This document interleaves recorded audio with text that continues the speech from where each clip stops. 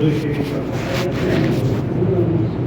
اللهم صل على محمد وعلى آل محمد كما صليت على إبراهيم وعلى آل إبراهيم إنك حميد مجيد اللهم بارك على محمد وعلى آل محمد كما باركت على إبراهيم وعلى آل إبراهيم إنك حميد مجيد.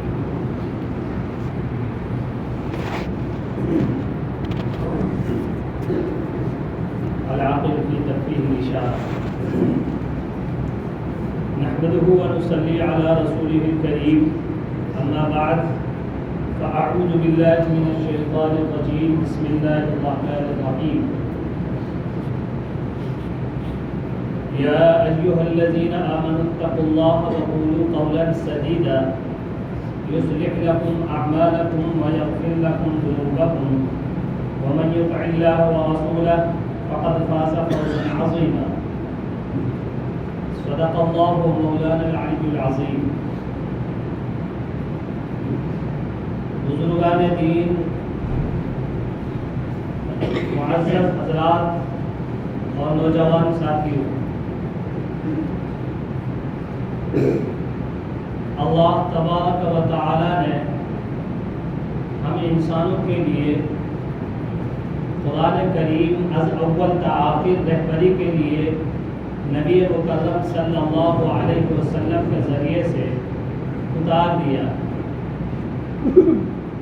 اور اللہ تبارک و تعالی نے قرآن کریم کے بارے میں فرمایا ہے تبیانا لکل شیء، کہ ہم نے قرآن کریم کے اندر ہر وہ چیز جو انسانی ضرورتوں میں داخل ہے، چاہے وہ ضرورت دنیاوی ہو، چاہے وہ ضرورت اخروی ہو، چاہے وہ ضرورت حال کی ہو، ماضی کی ہو، مستقبل کی ہو، سب کچھ بیان کر دیا۔ اسی لیے آپ قرآن کریم میں حضرت آدم علیہ السلام سے لے کر جناب حضرت عیسیٰ علیہ السلام جتنے بھی نبی آئے ہیں، اکثروں کا قرآن کریم اور ان کی امم کا ذکر کیا گیا ہے۔ سارے انبیاء کا ذکر تو قرآن کریم میں نہیں ہے، لیکن اکثر نبیوں کا ذکر ان کے حالات اور ان کے واقعات اور ان کے کام اور ان کے اچھے اور برے کردار سب کو بیان کیا۔ اب سوال یہ ہے کہ جب اللہ تعالیٰ نے پہلے امتوں میں پہلی کتابیں نازل کر دی، مثلا تورات ہے، زبور ہے، انجیل ہے، یا دیگر صحائف انبیاء ہیں، ان سب کا ذکر اس قرآن کریم میں ہم سب کے لیے کیوں ذکر کیا ہے؟ اور ہمارے لیے الگ سے ہونا چاہیے تھا۔ موسیٰ کی قوم، عیسیٰ کی قوم، صالح، ابراہیم، اسماعیل، ان سب کا ذکر کیوں ہے اور ان کے حالات کیوں بیان کیے گئے؟ قرآن کریم میں جو فرمایا ہے تبیانا لکل شیء، اس میں ہر وہ چیز جو انسان کی ضرورت کی ہے، اخروی اور دنیاوی، سب کو اس لیے بیان کیا ہے کہ اب مجھے کوئی کتاب نازل نہیں کرنی ہے جس میں کچھ چھوڑا جائے، اور تمہارے لیے اس لیے بیان کیا ہے، تمہارے لیے اس لیے ذکر کیا ہے کہ اب مجھے کوئی دوسری امت پیدا نہیں کرنی ہے کہ کوئی امت آئے گی اس کے لیے کچھ چھوڑ دیا جائے۔ اور اسی لیے قرآن کریم کو نبی آخر الزمان صلی اللہ علیہ وسلم پر اتارا کہ یہ خاتم النبیین ہے، اس کے بعد کوئی نبی نہیں ہے، اس کے بعد کوئی شریعت نہیں ہے، اس کے بعد کوئی کتاب نہیں ہے، اس کے بعد کوئی احکام نہیں ہے۔ تو پتہ یہ چلا اللہ تبارک و تعالی نے جس طریقے سے اول مرحلے میں حضرت انسان کو عزت بخشی تھی، کب عزت بخشی تھی حضرت انسان کو؟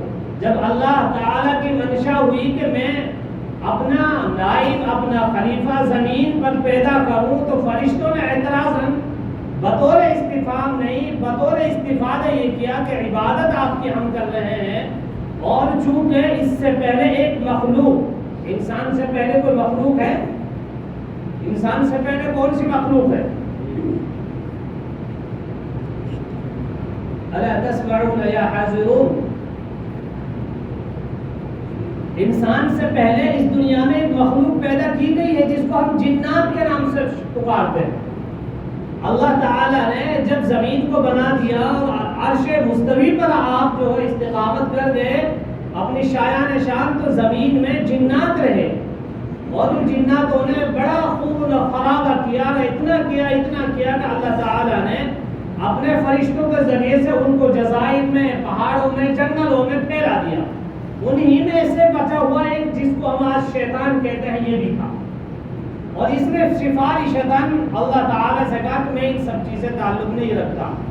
تو میں یہ عرض کر رہا تھا کہ اس وقت جب انسان سے پیدائش کا مسئلہ معاملہ آیا اور اللہ تعالیٰ نے فرشتوں کے سامنے بات رکھی، اور اللہ تعالیٰ نے اس لیے نہیں لکھے کہ نعوذ باللہ اللہ کو ان کی ضرورت تھی۔ اللہ قادر مطلق ہے، خالق کل، مالک کل ہے، بس منشا اور حکمت اللہ تعالیٰ کی وہ خود اپنی شان نشان جانتا ہے۔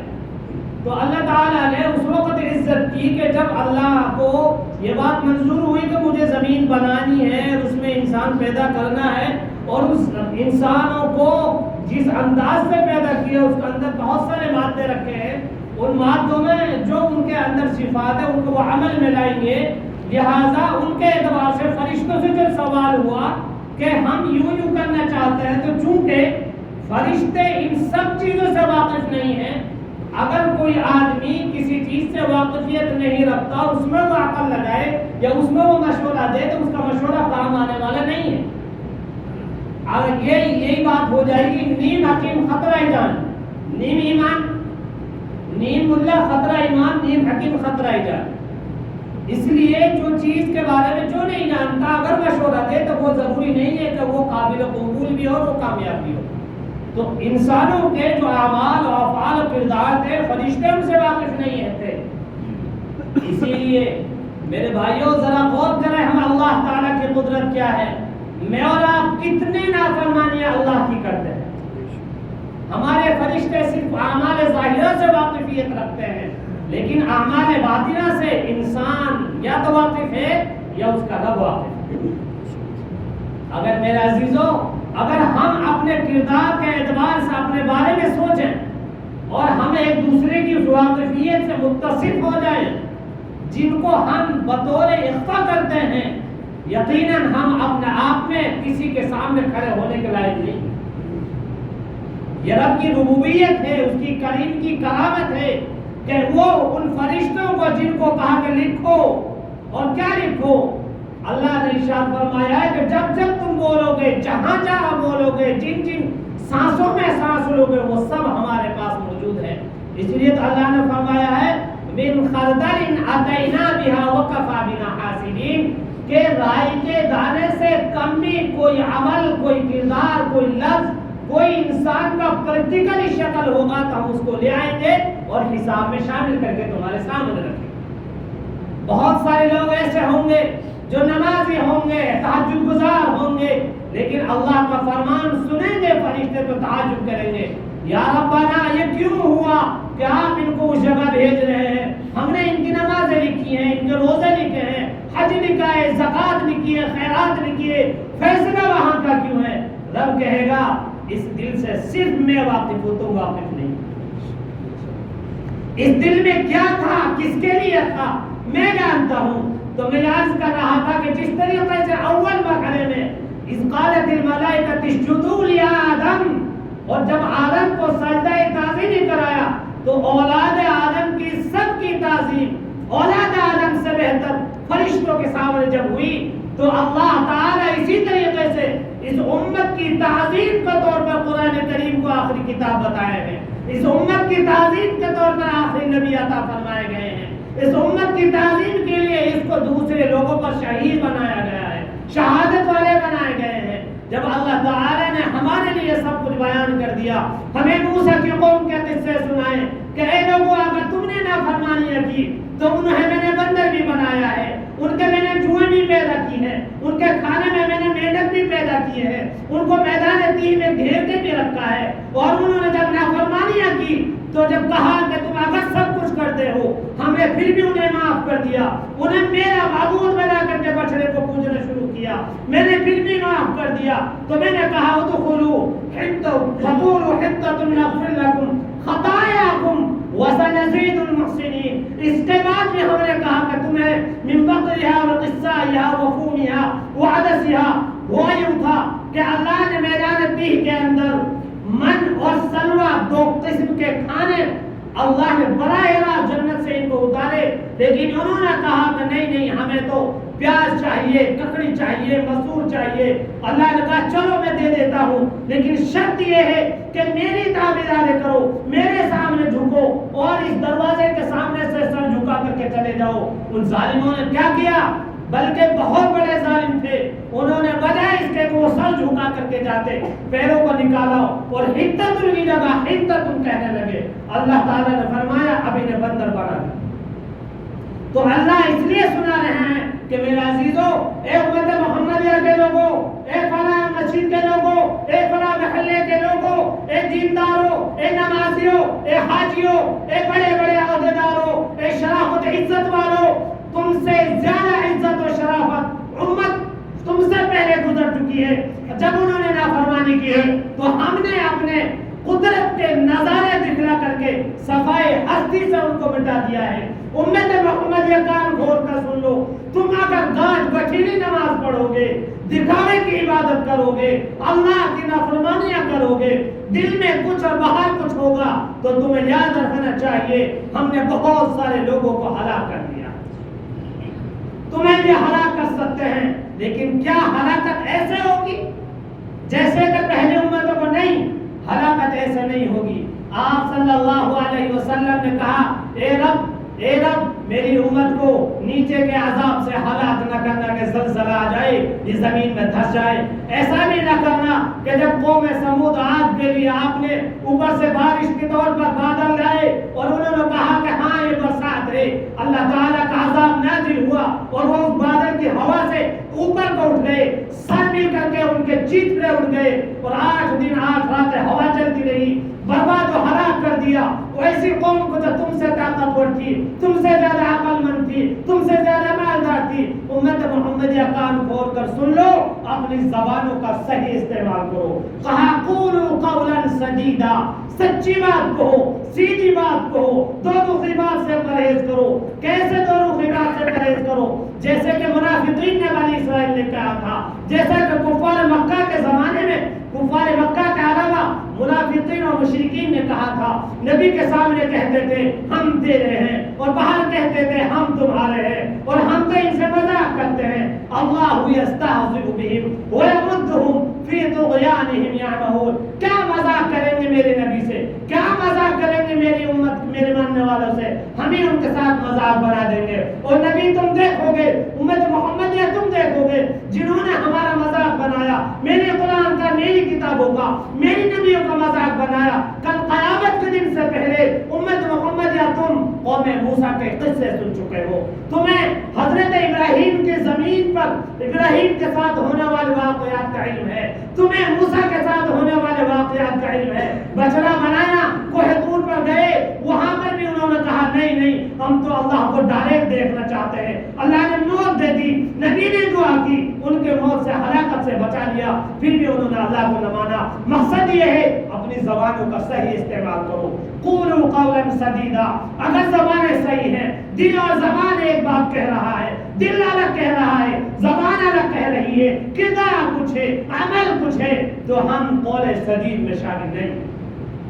میرے عزیزو، میں آپ حضرات کے سامنے قرآن کریم کی آیات اس لیے بیان کر رہا ہوں، آپ خدا کے واسطے اس رب کائنات جو خود اپنے کلام مقدس کو پڑھ رہا ہے، نبی کو سنا رہا ہے، کیوں پڑھنے سے عاجز ہو گئے ہو؟ کیوں نہیں سمجھتے ہو کہ قرآن کیا کہتا ہے؟ کیوں نماز کے بارے میں نہیں سوچتے ہو؟ میں نے جو نماز پڑھی ہے، میں نے کیا حق رب کا ادا کیا ہے؟ میں جو عبادت کر رہا ہوں، میرا رب راضی ہوا نہ ہوا، میرا عمل میرے خود کے اعتبار سے کیا ہے؟ اللہ نے فرمایا قولوا قولا سدیدا، اگر یہ کرو گے تو پھر یصلح لکم اعمالکم، تمہارے کردار کو سدھار دوں گا، تمہارے کاروبار کو سدھار دوں گا، آپس میں محبت پیدا کر دوں گا، باپ کے اولاد کو فرما بردار بنا دوں گا، گھروں میں برکت عطا فرما دوں گا، کاروبار میں ترقی دے دوں گا، ایک دوسرے میں محبت پیدا کر دوں گا۔ اور اگر اس درمیان میں تم سے کوئی غلطی ہو گئی، کوئی تم سے بھول ہو گئی، یغفر لکم ذنوبکم، تمہارے گناہوں کو معاف بھی کر دوں۔ ایسا کوئی کریم ہے؟